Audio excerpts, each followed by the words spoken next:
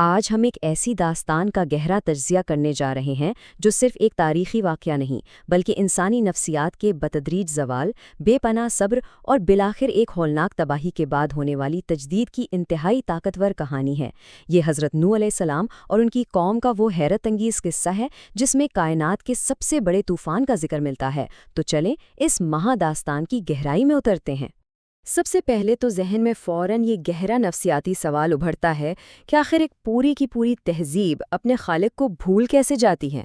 کیا کوئی قوم بس راتوں رات گمراہ ہو جاتی ہے؟ جی نہیں، ایسا بالکل نہیں ہوتا، بلکہ یہ ایک انتہائی سست، نسل در نسل چلنے والا خاموش سفر ہوتا ہے، اور ہمارے اس تجزیے کا بنیادی مقصد اسی خاموش گمراہی کو سمجھنا ہے۔ پہلا حصہ، بت پرستی کا بیج۔ یہ کہانی شروع ہوتی ہے قدیم میسوپوٹیمیا کے دور سے، جو حضرت آدم علیہ السلام کے بعد تقریباً 10ویں نسل کا زمانہ تھا۔ دنیا میں کھلے میدان تھے، مضبوط بستیاں تھیں اور زمینیں بے حد زرخیز تھیں۔ زندگی شاندار اور خوشحال تھی، لیکن اسی خوشحالی نے آہستہ آہستہ ایک انتہائی خطرناک موڑ لے لیا۔ ہوتا کیا ہے کہ جب معاشرے مستحکم ہو جاتے ہیں اور انسان ایک لمبی پرسکون زندگی گزارنے لگتا ہے تو اکثر اسے اپنی طاقت پر ناقابل تسخیر ہونے کا وہم ہونے لگتا ہے۔ اس قوم کے ساتھ بالکل یہی ہوا۔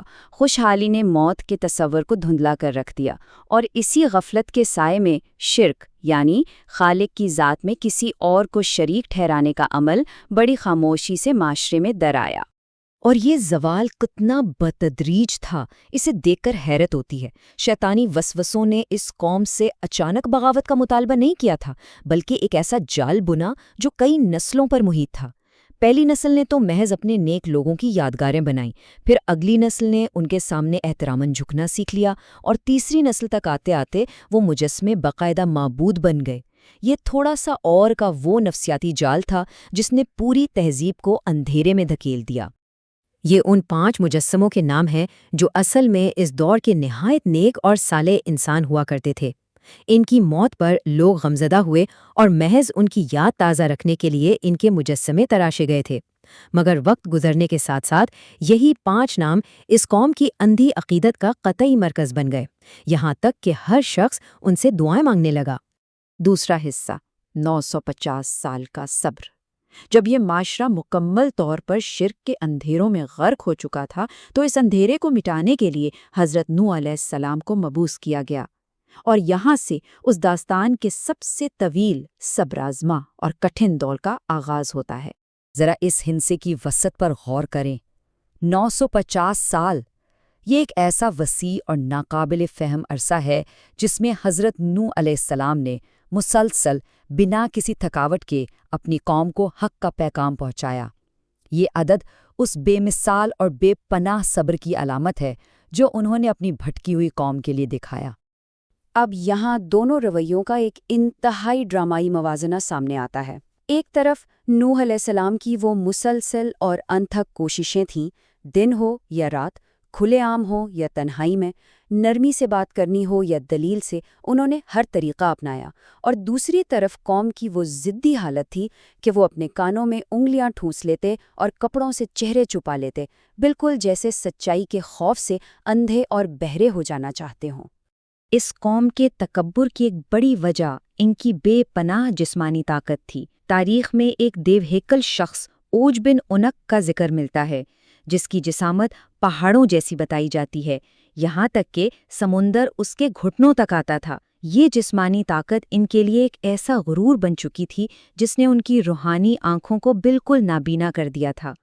تو اہم بات یہ ہے کہ آخرکار ایک موڑ ایسا آیا جہاں 9 صدیوں پر محیط یہ دعوت اپنے حتمی انجام کو پہنچ گئی۔ یہ وہ فیصلہ کن لمحہ تھا جب خدائی وحی نے واضح کر دیا کہ اس قوم کے دل اب پتھر ہو چکے ہیں۔ 950 سال کی اس طویل ترین جدوجہد کے بعد یہ طے ہو گیا کہ اب مزید کسی کے ایمان لانے کی کوئی امید باقی نہیں رہی۔ تیسرا حصہ، ناممکن کشتی کی تعمیر۔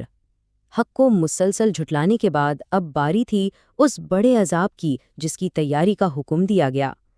ایک ایسے خشک صحرائی علاقے میں جہاں دور دور تک پانی کا کوئی نام و نشان نہیں تھا، وہاں ایک عظیم و شان کشتی بنانے کا الہام ہوا، بظاہر ایک بالکل ناممکن اور بے تکا سا کام۔ اس داستان کو کوئی دیومالائی کہانی سمجھنے کے بجائے اگر ان تاریخی پیمائشوں کو دیکھا جائے تو یہ ایک انتہائی ٹھوس حقیقت نظر آتی ہے۔ 450 فٹ لمبی اور 75 فٹ چوڑی یہ کوئی معمولی کشتی نہیں بلکہ ایک وسیع و عریض ڈھانچہ تھا، اور اس میں حیرت انگیز پہلو یہ ہے کہ وہ متکبر دیو اوج بن عنق اپنی لا علمی میں دور دراز سے وہ بھاری لکڑیاں اٹھا کر لاتا رہا جن سے اس عظیم کشتی کی تعمیر ممکن ہوئی۔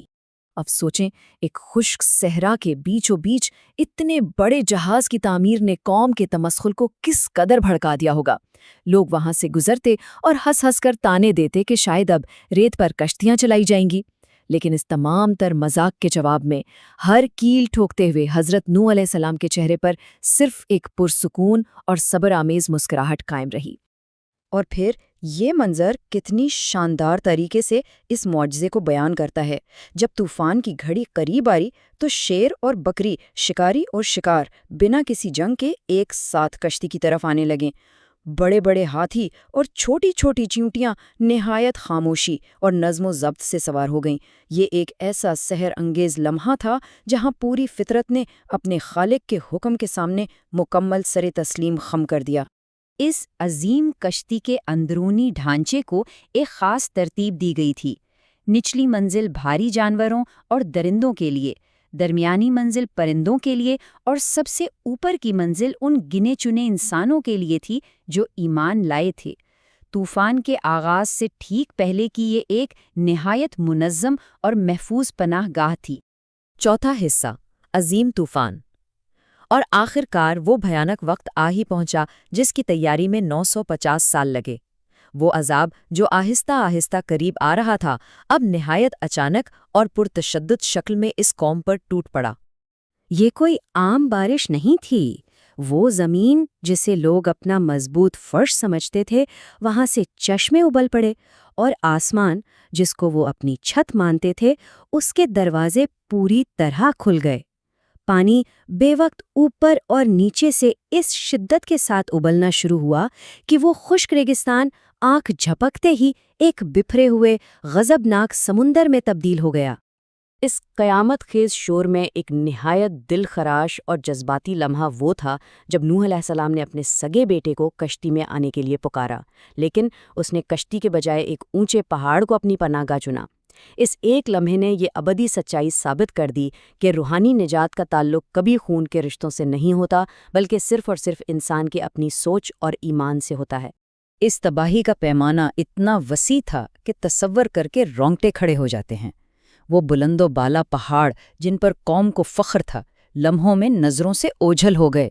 وہ مجسمے، وہ بت جن پر اندھا یقین تھا، وہ پانی میں تنکوں کی طرح بہہ گئے، اور وہ طاقتور دیو جس کے غرور کی کوئی حد نہ تھی بے بسی کی موت مارا گیا۔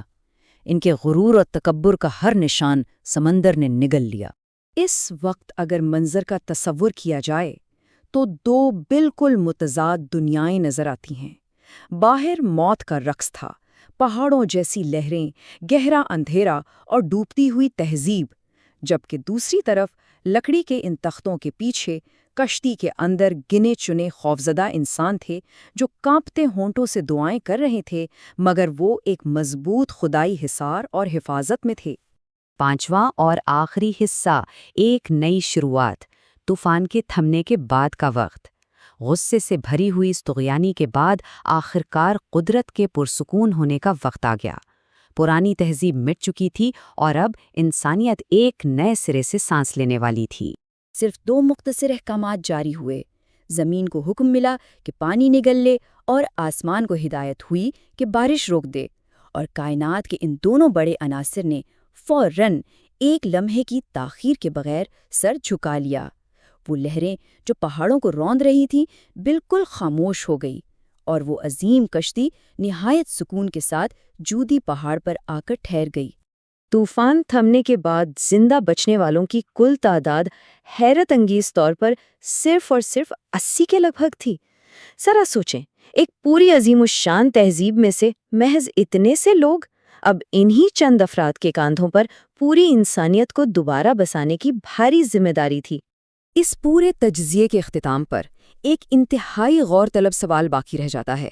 اگر ایک اتنی طاقتور تہذیب نسل در نسل چلتے ہوئے تھوڑا سا اور کے دھوکے میں آ کر اپنی ہی تباہی کو معمول بنا سکتی ہے، تو ذرا سوچئے آج کے اس جدید دور میں ہم کن خاموش اور پوشیدہ جالوں کو اپنی روزمرہ کی زندگی کا حصہ بننے دے رہے ہیں۔ یہ ایک ایسا سوال ہے جو تاریخ کے ان ڈوبے ہوئے کھنڈرات سے آج بھی گونج رہا ہے اور یقیناً ہمیں ایک طویل سوچ میں مبتلا کر دیتا ہے۔